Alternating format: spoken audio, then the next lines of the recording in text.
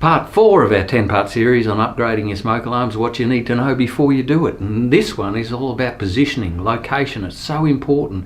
Smoke alarms are there to sample smoke, and you can put them in positions where you just don't, where they just won't work.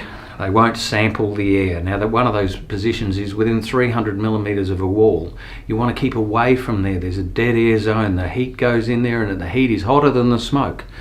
So the smoke actually doesn't go there, and yet it sits there, looks great, and it can work perfectly when you test it, but in a real fire it won't work. So keep away, more than 300 mm away from anywhere, or anything that is there that protrudes down.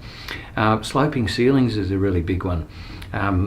If you have a sloping ceiling, the smoke moves upwards, but you don't want to be into the corner.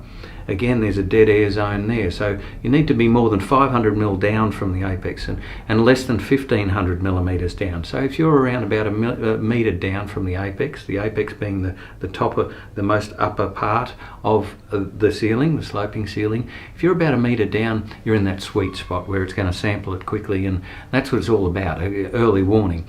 Keep away from fans, more than 400 millimeter from a fan blade, because the fan blades blow it away, blow the smoke away. Away from air conditioning ducts, keep away more than 400 millimeters. Try and avoid putting them close to windows which have high airflow.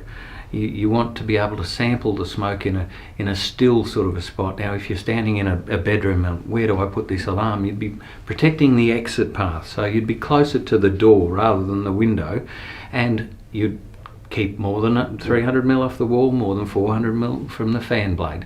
That's the sort of thing you have to think about. There is a couple other things that come into it, particularly in regards to stairwells and exit paths.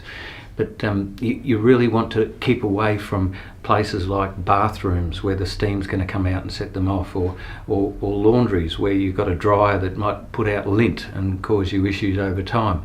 So there's a few things to consider there, but you've really got to know what you're doing. The rules are easy to understand, but each and every home is so individual.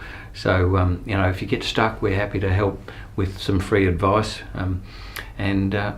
That's part 4. Speak to you in part 5.